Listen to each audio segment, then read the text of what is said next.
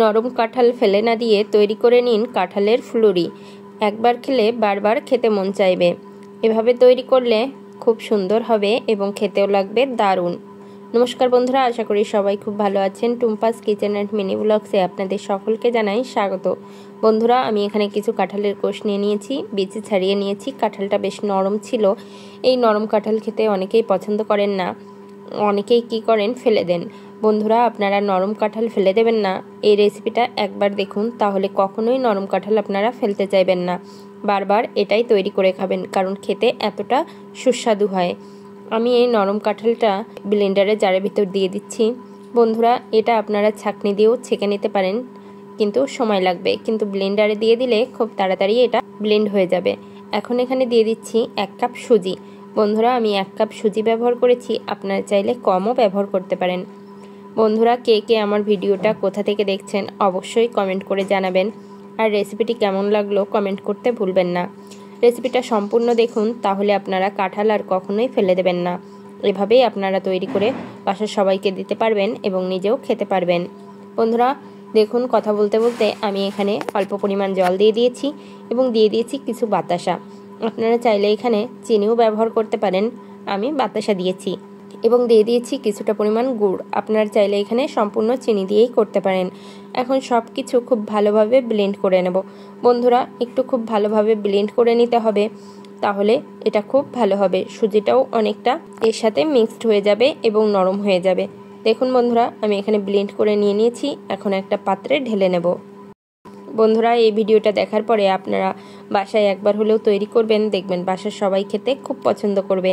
কারণ নরম কাঁঠাল অনেকেই পছন্দ করেন না, সেক্ষেত্রে এভাবে খাবেন, পুষ্টিটাও পাবেন এবং খেতেও দুর্দান্ত হয়। দিয়ে দিলাম এখানে স্বাদমতো লবণ। এখন এখানে দিয়ে দিচ্ছি 1 কাপ চালের গুঁড়া। আমি অল্প অল্প করেই মিশিয়ে নেব। বন্ধুরা, আপনারা এখানে চালের গুঁড়া কম পরিমাণেও ব্যবহার করতে পারেন, তবে এই ব্যাটারটা একটু গাঢ় হবে, পাতলা হবে না। এজন্য আমি এখানে 1 কাপ চালের গুঁড়া এবং 1 কাপ সুজি ব্যবহার করেছি। আপনারা আপনাদের প্রয়োজন মতো ব্যবহার করবেন। এখন আমি 5 মিনিট মতো সব কিছু খুব ভালোভাবে মেখে নেব। বন্ধুরা, এখানে কোনো রকম খাবার সোডা কিংবা বেকিং পাউডার কিছুই দেওয়ার দরকার নেই। একটু 5 মিনিট মতো মেখে নেবেন, তাহলেই কিন্তু ব্যাটারটা রেডি হয়ে যাবে।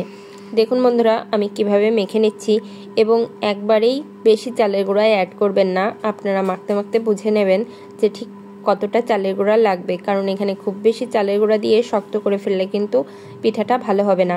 এই জন্য চালের গুঁড়ার পরিমাণটা বুঝে দিতে হবে। আমার এখানে 1 কাপ সুজি এবং 1 কাপ চালের গুঁড়াতেই আমি যে পরিমাণ কাঁঠাল নিয়েছিলাম, তাতে একদম পারফেক্ট একটা খামির হয়েছে। বন্ধুরা, আমি এখন সব কিছু খুব ভালোভাবে মিশিয়ে নিচ্ছি। এটা কিন্তু 5 থেকে 10 মিনিটের জন্য রেস্টে রাখতে হবে, তাহলে সুজিটা বেশ ফুলে যাবে এবং পিঠাটা বেশ নরম হবে, খেতে খুব ভালো লাগবে। আপনারা এভাবে মেখে সুজিটা রেখে দেবেন, তা না হলে কিন্তু পিঠাটা অনেকটা শক্ত হয়ে যাবে। দেখুন বন্ধুরা, ব্যাটারটা ঠিক এরকম হবে, গাঢ় হবে। আমি আজকে ফুলুরি তৈরি করব, এজন্য ব্যাটারটা এভাবে তৈরি করেছি। এটা দিয়ে কিন্তু মালপোয়াও তৈরি করা যায়। মালপোয়ার রেসিপিটা দেখতে চাইলে আমার চ্যানেল থেকে দেখে নেবেন, আমার চ্যানেলে দেওয়া আছে। দেখুন বন্ধুরা, আমি খুব ভালোভাবে মেখে নিচ্ছি।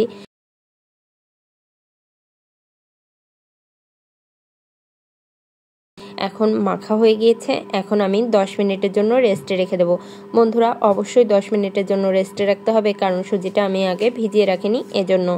ঢাকা দিয়ে দিলাম। দেখুন বন্ধুরা, 10 মিনিট পর ফিরে এসেছি। সুজিটা কিন্তু অনেকটাই জল টেনে নিয়েছে। এখন ব্যাটারটা একদম রেডি। এখন ভেজে নেব। বন্ধুরা, ভাজার জন্য আমি কড়াই বসিয়ে দিয়েছি। কড়াইটা গরম হয়ে গিয়েছে। এখন দিয়ে দিলাম পরিমাণ মতো তেল। তেলটাও আমি মিডিয়াম গরম করে নেব। বন্ধুরা, মিডিয়াম আঁচে তেলটা গরম করে নিতে হবে এবং এই পিঠাগুলো যখন আমরা তেলে দিব, তখন কিন্তু চুলার জাল লো করে দিতে হবে, তা না হলে কিন্তু পিঠাগুলো উপর থেকে কালার এসে যাবে, ভেতরে সেদ্ধ হবে না, কাঁচা থেকে যাবে এবং ভালোভাবে পিঠাগুলো ভাজা না হলে খেতে কিন্তু একদম ভালো লাগবে না। বন্ধুরা দেখুন, আমি পিঠাগুলো তেলের ভিতর দিয়ে দিচ্ছি একটা একটা করে। এই ফুলুরি খেতে কিন্তু খুবই ভালো লাগে। কাঁঠাল দিয়ে আপনারা অনেকে অনেক রকমভাবে পিঠা তৈরি করে খেতে পারেন। কাঁঠালে পিঠা খেতে কিন্তু খুব ভালো লাগে, খুব সুন্দর একটা ফ্লেভার আসে। অনেকেই সরাসরি কাঁঠাল খেতে পারেন না, ভালো লাগে না, কিন্তু এভাবে পিঠা খেয়ে দেখবেন, খেতে কিন্তু খুবই ভালো লাগে। আর বিশেষ করে নরম কাঁঠাল তো বেশিরভাগ মানুষই পছন্দ করেন না, সেক্ষেত্রে ফেলে দিতে হয়। আপনারা এভাবে তৈরি করে খেতে পারেন, তাহলে আর নরম কাঁঠাল ফেলে দেওয়া লাগবে না।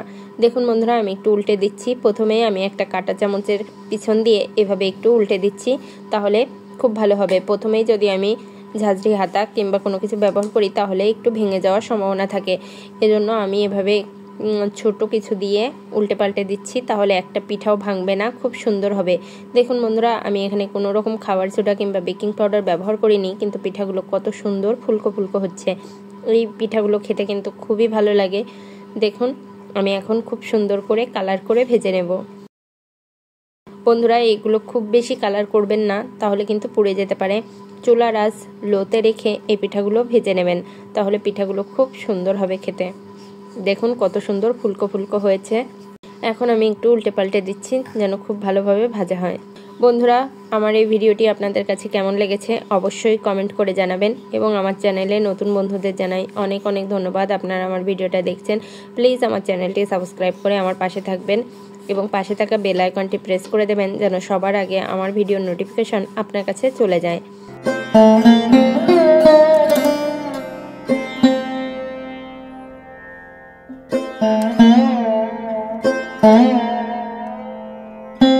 দেখুন বন্ধুরা, ভেজে নিয়েছি, এখন একে একে উঠিয়ে নেব।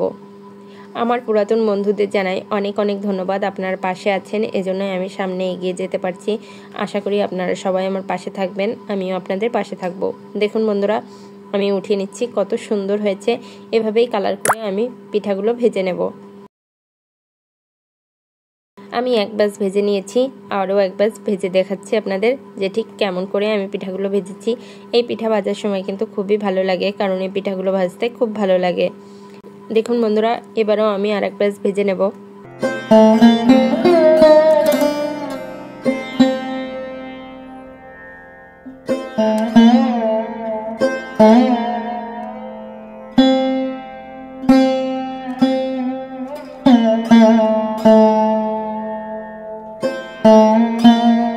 দেখুন বন্ধুরা, এই ব্যাচও আমি উল্টে পাল্টে দিচ্ছি, খুব সুন্দর একটা কালার করে এই পিঠাগুলো আমি ভেজে নেব। দেখুন ভাজা হয়ে গেছে। এভাবেই আমি সব পিঠাগুলো ভেজে তারপর আপনাদের দেখাচ্ছি কেমন হয়েছে। দেখুন বন্ধুরা, সব পিঠাগুলো ভেজে নিয়েছি, দেখতে কত সুন্দর হয়েছে। কাঁঠালের এই ফুলুরি রেসিপিটি যদি আপনাদের ভালো লাগে অবশ্যই আমার চ্যানেলটিকে সাবস্ক্রাইব করে আমার পাশে থাকবেন এবং পাশে থাকা বেল আইকনটি প্রেস করে দেবেন যেন আমার চ্যানেলের ভিডিওর নোটিফিকেশন আপনার কাছে সবার আগে পৌঁছায়। সম্পূর্ণ ভিডিওটি দেখার জন্য সকলকে জানাই অসংখ্য ধন্যবাদ। নমস্কার।